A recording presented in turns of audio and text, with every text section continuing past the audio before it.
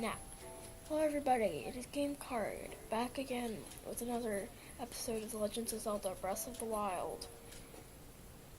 In this episode, we are going to be heading off to Kakariko. Well, actually, we're not going to be heading off to Kakariko, but we're going to be making our way there, just as the old man told us. Or, he's actually not the old man, as we learned. He's actually King Roham, I think that's how you say it. I forgot how he said it. Whatever.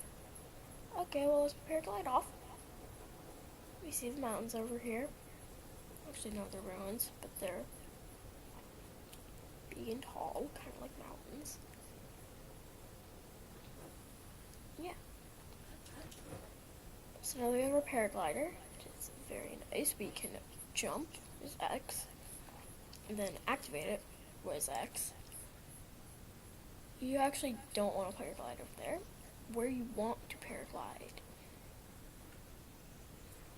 is actually, you know how he said where you have to go to those two big canyons? You want to paraglide over there. And that's what we're going to be doing.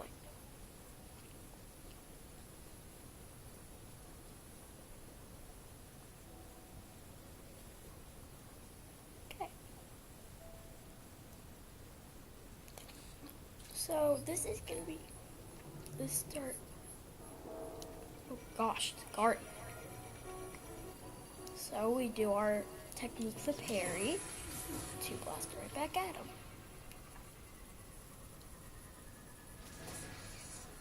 Sublime. Got an ancient spring and 2 ancient screws. Actually, no, 3 ancient screws.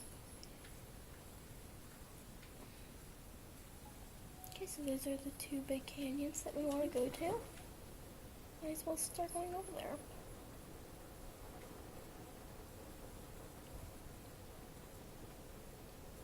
So paragliding. Paragliding, you don't want to do it too long because, as you can see, it will decrease your stamina. And if you're up in the air and your stamina is decreased, you can probably expect it's probably not good for Link, so he'll probably die from fall damage. But we have just entered the Hyrule Kingdom.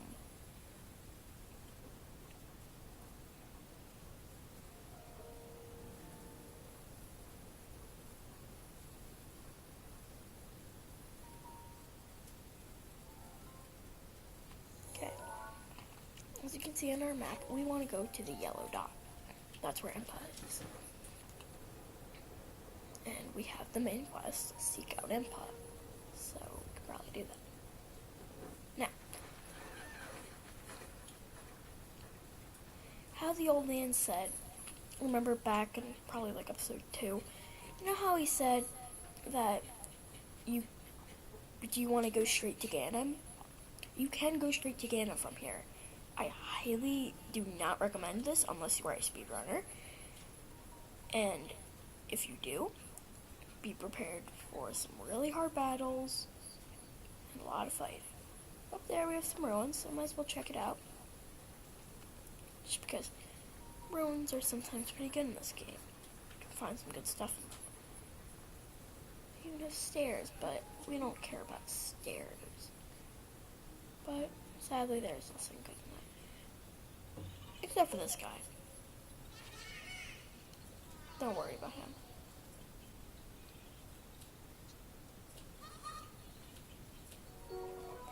Okay.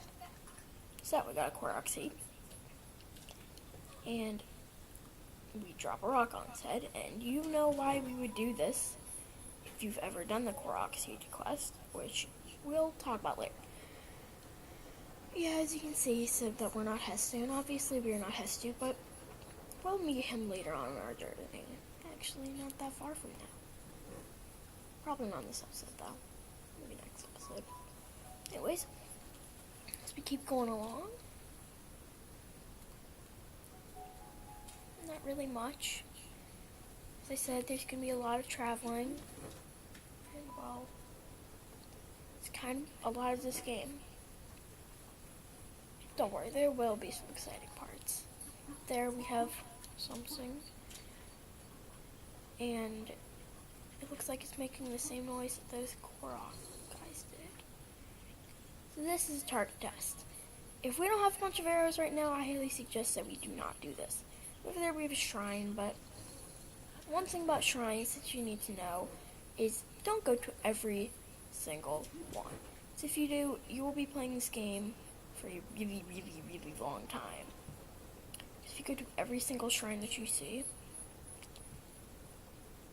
then if you don't see a lot of shrines, then that's fine. But if you know where all the shrines are, and we went for every shrine, this would be a very, very, very boring walkthrough, unless you wanted to know where all the shrines are. We're here, and can use our cryonesis to get over here, which is pretty nice. And you see that we just had a rock flying towards our head. That's not good. In fact, that's an Octorok. An Octorok are these little octopuses that swim in the water. They have really, really, really good range and really good accuracy, so you should probably be careful for them. What you do is you parry back their rocks at them, but he's underwater so we couldn't hit him, but we hit his buddy, so that's fine. Anyways, Octoroks, they can drop a lot of stuff, but actually they can't. They can drop like 2 things. But the most helpful of those 2 things is Octoballoons. Octoballoons, they kind of make you float. If you're on, say, a tree or a slab of metal, you can make that fly up into the sky. Over there we have a boat, but you need a special weapon to make that move. That can cause wind. It's called a Korok leaf if you have one. You might as well have one, but we don't. There we have a Bokoblin and a Bokoblin camp, but don't need to worry about them. We can just climb on their little house. They'll never know that we're here. We're not going to be going through this game pacifist, but we're not going to be killing every enemy we see. Just because, as you guys have seen before, weapons can break, and you don't want to waste your durability. Because sure, weapons do respawn, and Bokoblins will get you weapons, but there are some good weapons that we have that we don't want to break. Besides, again, if we killed every enemy that we see, kind of like shrines, this would be very tedious and boring. So we're at the Dueling Peaks Tower. It's their tower. And do you remember that I said towers are good? Very good. So, let's climb to the top.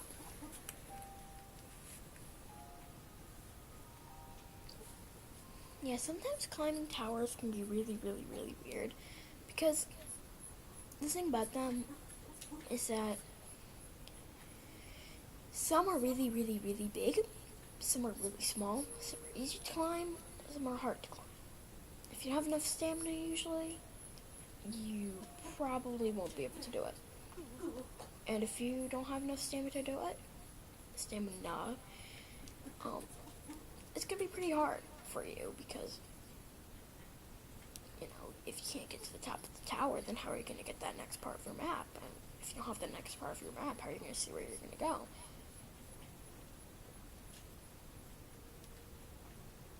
Well, maybe you're going to follow the yellow dot or something. Anyways, we're up to the top of the tower. Put our Sheikah Slate in.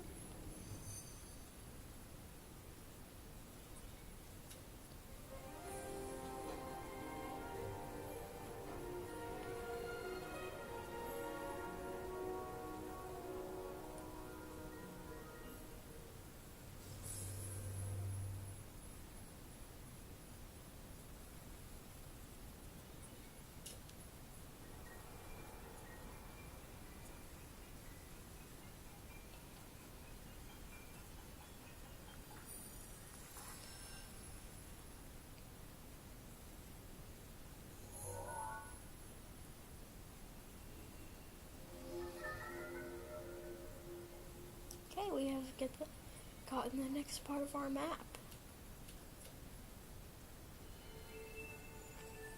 We also have gotten the Sheikah sensor. Oh man, the Sheikah sensor. Sheikah sensor is very interesting. whenever you see a shrine, or you detect a shrine, what will happen is we'll do this. It will be beeping. It is really annoying. Anyways, on top of this tower, if we look over to that canyon over there, right in front of you, walk forward. No, no, no. Oh my gosh. Walk forward. Yes, yes, yes. Now, if we look at that canyon over there, now look down. No, look a little less down. Over there. You see that big rock? That big boulder? Not the one near the camp. The one. No, not that one. No, not even over there. Up on that cliff. Yes, up on that cliff. I believe that some crazy stuff can happen now below that cliff. Oh my gosh, you're impossible. So, over there, you have to move a little bit over.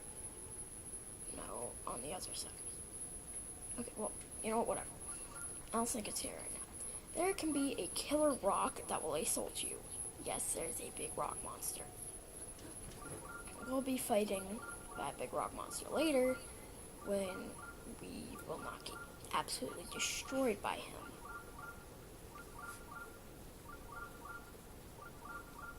Okay, so as you can see, our Sheikah sensor is beeping, so there's a shrine nearby. And this shrine that it's beeping for is actually very helpful. A rush room, which can be used to make elixirs and other stuff. Those glittery things can drop all sorts of rocks that you might want, but we don't really do. There's a light down there, that's another traveler, but you know, who knows what he could be doing. So we got a Re-Dahi shrine. What?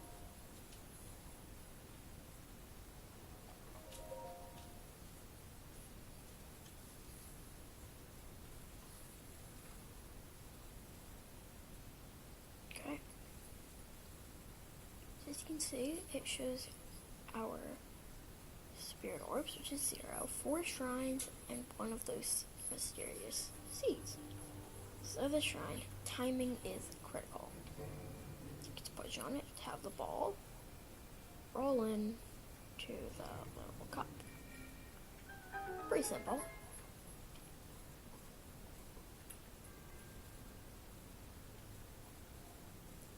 Onto these nice elevators.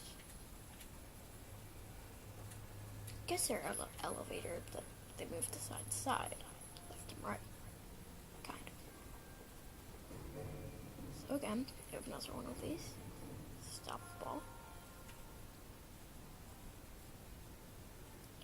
It rolls right into the cup. Get on the elevator so you don't miss it. Okay. Now, we have a treasure chest up there, which you probably want. Can make the ball roll right off, but we failed. Luckily, that's not instant death. All that happens is it gets reset. That's pretty nice. Fly up and get into the cup. You missed. That wasn't good. But it's okay. We come back. We're fine. We just have a heart lost. But as we know, at the end of a shrine, you get your spirit orb, which gives you all your hearts back. So there we have our chest. And how do we reach it? Well, we need to get our barrels over here that are metal, so we can use our magnesis. First, you gotta climb up the ladder, because you can't climb up ladders with magnesis on. And we get our barrel.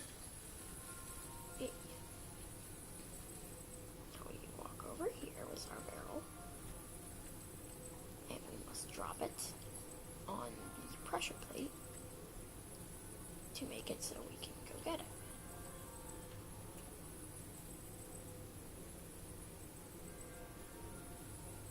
You can push it, you know, with your up arrow. Don't know that. Okay, it's on there while we're not on there. And as you can see, we can get to the chest now. Now, may be wondering, you know, what's in this chest game card if you've gone out of your way so much to get it? First of all, you want to get this chest. It's very, very, very helpful.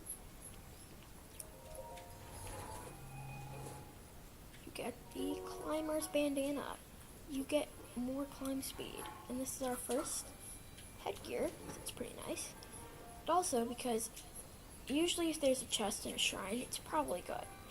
It's either going to be rupees, a weapon, or possibly a gear. We will be getting every piece of gear in the game except for Amiibo exclusive. And the one for all the shrines. But we'll talk about that later. Yeah, you can skip that cutscene if you usually want to.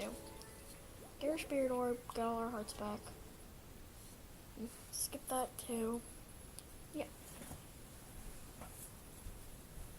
You know, let's look at our tips.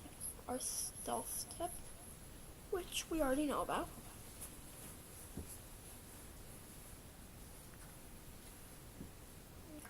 Bedtime. Can sleep till morning, noon, or night. Get out of the shrine. Okay.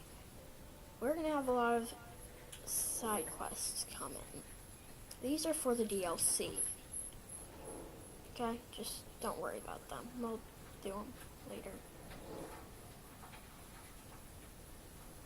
If you already know what some of them are, cool. Tell us which ones you know, actually. I want to see how much of them you know without looking them up. I just want to see from the names, because they're from other Zelda games, some of them. For Sheikah Sensor, going crazy. Got a throwing spear. Garb of Winds. If you've played some other Zelda games, you might know what these are. Hopefully you do. If you've played some other ones. The Urshippur King. Dark Armor. You probably don't know what this will be.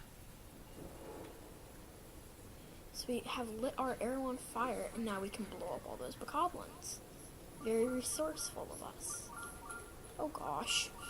Oh no. He's gonna hit us in the face with a sword. Sidestep it. Doing a perfect dodge, so we did a flurry rush. Yeah. A soldier's broadsword, which is a very good weapon. There we go. But our inventory is full, which we get that a lot. So we have to drop a weapon and pick up a weapon. So yeah, we are very low on hearts, and there's a cooking pot right there. And we have a bunch of stuff, so who knows? We might be able to cook something yummy and yeah. Let's see, what do we have in our inventory? Well, you see, I can see some mushrooms, which are good for cooking usually. An apple, which is probably good. And fish. This will probably end up being good. Just the more stuff that you cook, usually the more hearts the dish will heal, so that's good. Okay, we've got 6 hearts and 6 minutes and 30 seconds of cooldown. We don't need that as our warmed uplet, but some places it's more cold than out there in the Great Plateau.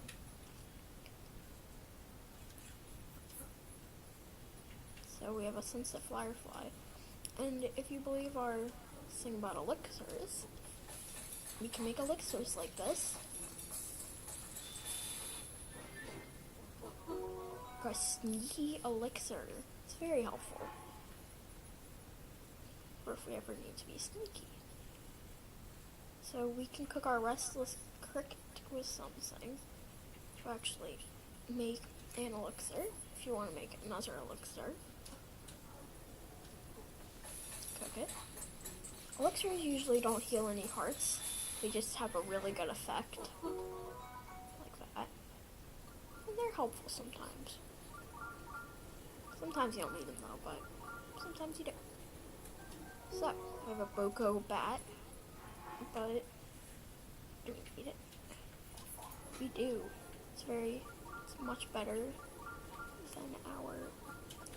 than our regular old. Now I can't remember what it is. So we got Boomerang. This is one of my partner's favorite weapons. As for if you throw it, it will come back to you like a normal boomerang would. So we get it, throw it, and then catch it. Very, very, very helpful sometimes. Let's get out a weapon, a throwing spear. Yes, you can move it like that. Also, you can whistle. That won't be used for purposes later, but over here we see a ginormous horse head. A little weird. Not really. That is a stable. But first, you really want to go into this shrine just because it's a good fast travel point. So we got over the spikes, just barely. And we go in.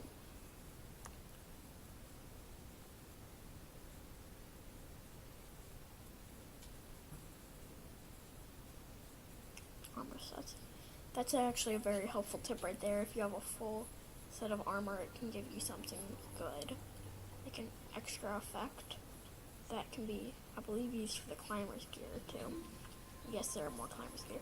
So, you can make cryonesis on waterfalls too. It's a very, very, very helpful tip that you can abuse in the shrine. Yeah, we cannot reach it. Gosh darn it, they make Link be able to jump, but they don't make him jump very high at all. That stinks.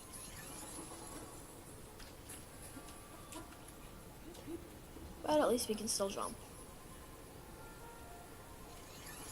You don't have to use that auto jump thing. Annoying. There. So as we climb up the waterfall, we see that we have a chest up here. Very helpful. Because usually you want to get chests, just because, you know, why not? It's a chest. Got a purple rupee, which is worth 50 rupees. It's very, very, very nice. Okay.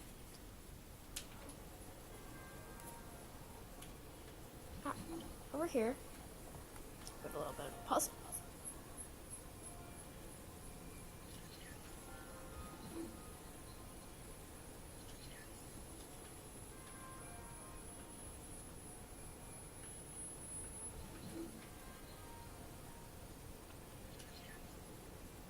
All you gotta do is that. Pretty simple.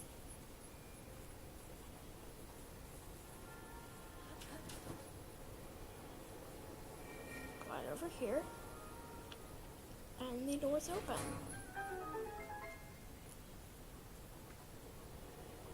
And we get to get our spirit orb.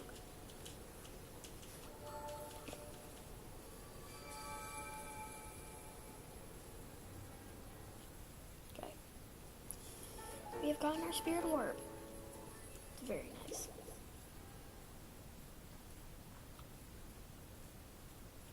Talk to us about remote bombs. We already know what remote bombs are. Right? Yeah, we do. Lizalfos. We actually have not seen these yet. We know about cryonesis. We know about swimming, but we know not to drown. Obviously. We've actually never seen lightning yet. Works like you would think. Don't hold a metal weapon. Over here we have our stable. This is a stable. There's a giant horse head on it for reasons. Because they keep horses and, well, another reason. I'll talk to you guys about that later. This is Beetle. If you played Wind Waker or Skyward Sword or some other games, you would know who Beetle is. Yeah, he sells bugs and some other stuff. And his name is Beetle because he has a beetle-shaped backpack and because he kind of looks like a beetle. But he sells some stuff like the Octoballoon that I was talking about and some other stuff that could be useful for elixirs.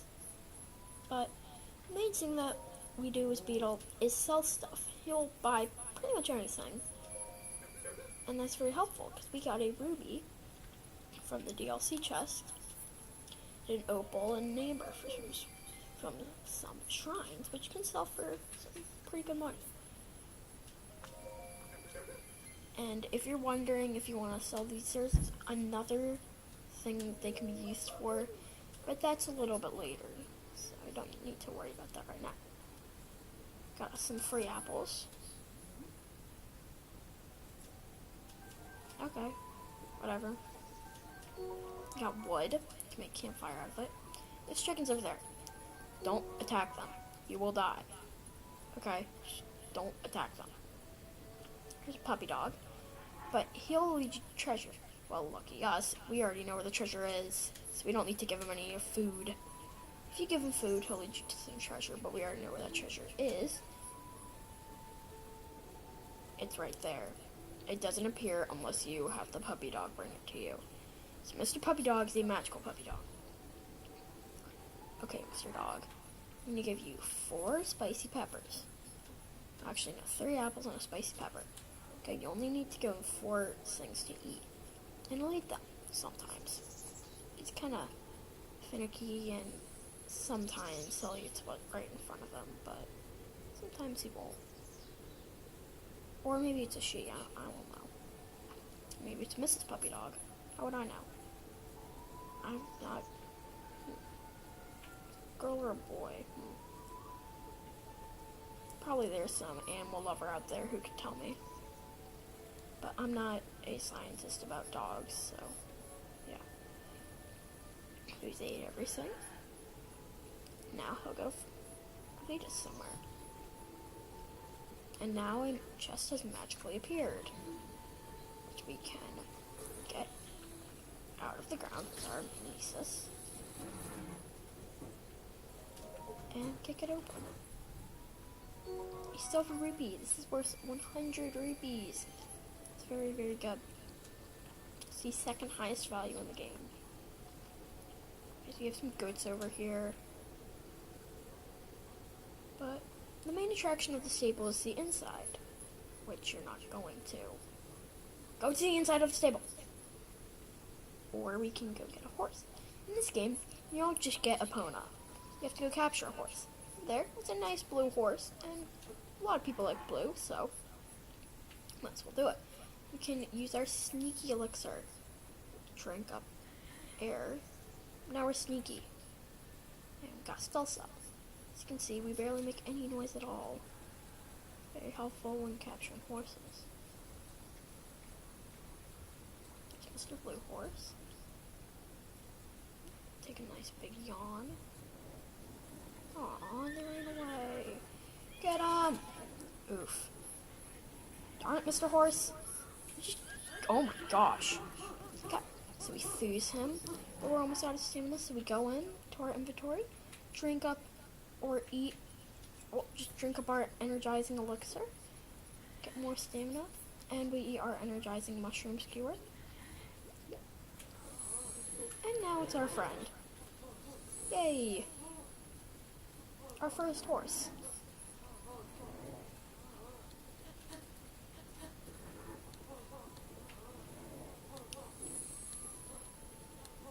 I actually have a good idea for a name for this horse. And I'm gonna name it after the Lord of the Mountains little kids, I think. That's what they are. And it's a good idea. I don't know if he'll like it. But the Lord of the Mountain is an ancient horse on the top of a mountain that comes every once in a while. And he's little tiny ones of him. They're called bluebees. And they drop rupees. But they're also blue. And this guy's also blue. I might as well think of him as a legendary horse, so we could call him Bloopy. Or we could call him Bob. Or we could call him, I don't know what. Okay, so we got a wild horse. You just taking our wild horse. Register your horse. So as you can see, he got some really good stamina. Not very strong though, but that's okay. So yeah, you gotta pay 20 rupees to bring him in, but that's fine. So, which name are we gonna use? My name I just came up with. Yay, we can call him Bloopy. If you're wondering, that's not how you spell it, but whatever. You know what? No, I actually like your spelling better because I just realized at the end of it. Yeah, do your spelling. The end of it is actually P-E-E, and I don't like that. I shouldn't call my horse P. So, let's just do okay. So we only have 31 bond with them, but that's okay. We'll get our bond up. So would you like to take our horse? But we're going to board them up because there are some other stuff in the stable that we want to do. And I think that's where we're going to end off our episode 2. But we need to talk about the other stuff in the stable first. So you can go inside the stable, and it acts as a inn.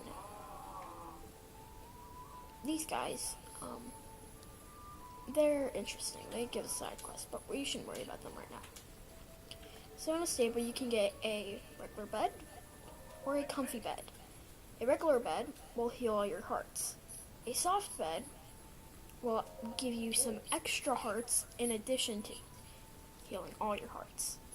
But we're not going to be staying just because we don't need to. But I think that's where we're going to end it off today.